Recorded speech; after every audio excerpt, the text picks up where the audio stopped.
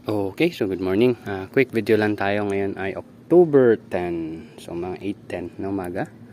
So ito yung harvest natin. So may natira pang 3 peraso doon kay Kuya Jojo. Pero papalitan na natin yun. Galing sa previous batch natin. So ito na yung papalit natin. So walang date.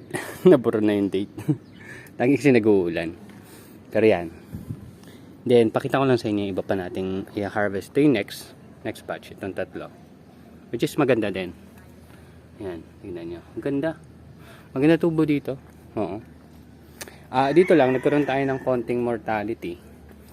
Hindi ko sure kung dahil na damage ko yung ugat nila. Usually kasi, ano na to mga 18 days old yan. Kaya pag kinukuha ko yung seedlings, minsan hindi mo masasabi nasisira yung ugat nila. And kaya gusto kong nagta-transfer mga 12 days old lang kasi hindi pa ganun kalago yung ugat. Yun yung primary reason. So ayan, medyo dito medyo matubig pag maulan. Siguro mababa tong part na to. Pero ito yung latest nating tinransferan, which is ito is ayusin ko pa kasi masyadong nakalundo. Ayun, masyadong nakalundo.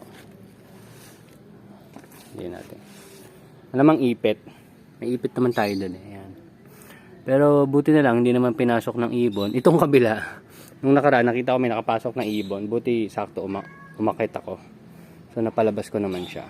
Hindi ko lang alam kung paano siya nakapasok. Pero yun nga, alam nyo naman na may may diferensya pa to. So ayan. So tingnan natin kung anong magagawa natin, improvement moving forward. And yun nandun. May mga natira pa doon pero hindi na kasi pang benta yon. So kanina may umorder sa akin ng 100 personal customer. Dami kong binigay, parang 7 peraso yata. Pero hindi naman kasi siya ganoon kagaganda yung tubo. Iba maliliit. Pero fresh lettuce pa rin yun. So ito, ngayon, isa-harvestan natin. So possible. Tingnan ko kung mabawasan ko to kasi mas maganda makapag-clear din agad tayo ng mga boxes para sa next transfer natin. Which is soon na rin. Pero meron pang isang taniman dyan Inaantay ko na lang yung ang problema ko pala, net. Wala pala akong net. Pero meron akong plastic. Pero inaantay ko rin yung yung primer. White na primer yung binili ko online. Subukan natin kung okay din naman. Kasi yung dito yan, yung mga gray na yan, tinitimpla ko pa. Medyo maasikaso din. Alam mo naman tayo, medyo tamad. Ayun, so ipipeso natin yon doon sa kabilang gilid.